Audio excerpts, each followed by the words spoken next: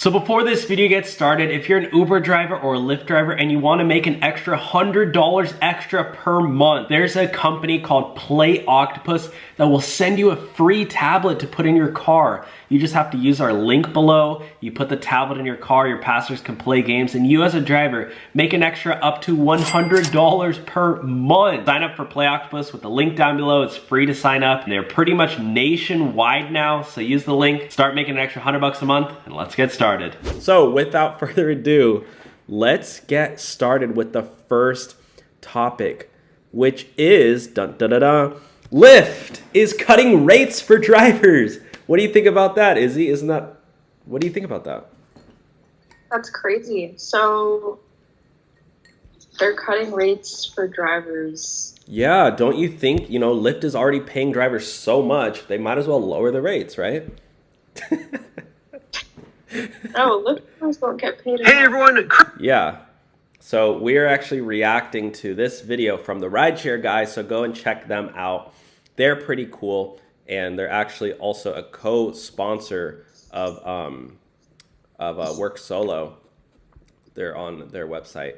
So, but yeah, look at this. So Lyft decided, with rising gas prices, rising inflation. I mean, gas prices have gone down a little bit, but I mean, down the street, it's still over $6 a gallon for me. So I don't know what that's all about. But Lyft is like, yeah, gas prices have gone down a little bit, so we're going to cut the rate. So let's listen to this. Chris here for the Rideshare Guy. Lyft has just announced that they are going to end their fuel surcharge. Here it is, guys. The temporary fuel surcharge just ended. It was 55 cents extra per ride that they gave. And the reason they did this is because it was a sneaky, tricky method that they did. Instead of raising rates for drivers and, paying drivers more money with, rising costs of inflation, basically every single company in America, when inflation goes up, they raise their salaries for their employees. And Uber and Lyft, they don't do that. They do a little sneak around method, and they added a temporary fuel surcharge that they don't even pay. It's the passenger paying that. And so that way drivers can basically get tricked into thinking they're raising rates, when in reality it's temporary. And you can see right here that it just ended. So the rates are back down. Do you want to read that? Yeah, so the temporary 55-cent rider fuel surcharge ends on September 28th. Which was last month. Yeah. So we know fuel costs still matter to you. That's why we're launching new cashback rewards for gas when you pay with Lyft Direct. We've got savings coming up for EV drivers too, and you can learn more about what's coming up. So Lyft Direct, that's their debit card. Yeah, I can pull that up right now. It's their debit card for drivers. I don't know what that sound was, but what do you guys think about that in the chat? Having a debit card from Lyft where you can get cash back on gas? Like, the thing is, I think this does make sense for like full-time drivers who are going out and driving Lyft for 50, 60 hours a week. But for the average person who's only doing, 5, 10 hours a week, maybe less, maybe they only drive a couple days a month. I mean, they're not gonna, I don't want to go out and get another debit card. I already got like 5 cards. Like, why would I want to go in this? And the thing is, it's up to 7% back on gas, but that's only for top drivers. Mostly normal drivers are only getting 1% cash back. That's literally nothing. I mean, it's not literally nothing, but it's just basically nothing.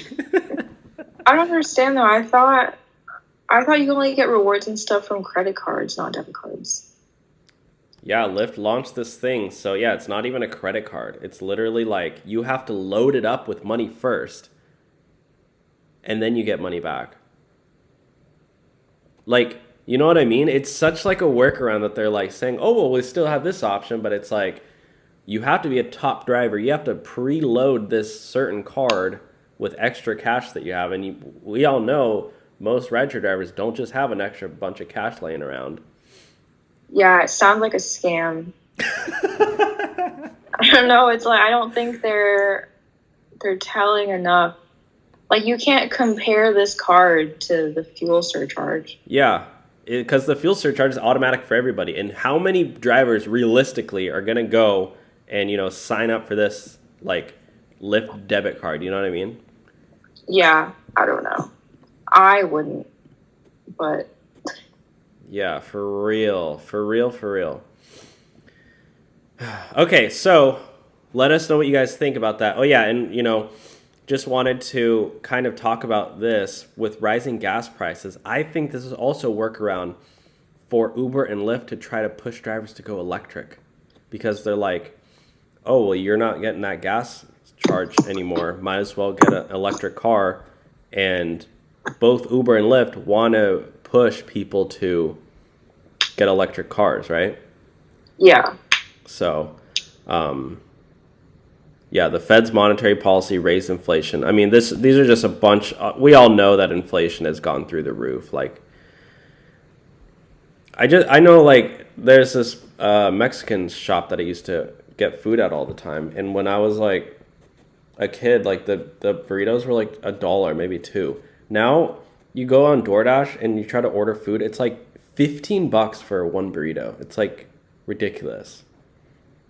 Oh, wow. So it just shows you, like, the cost of goods, cost of living, cost of groceries have gone up, rent prices have gone up, housing prices have gone up.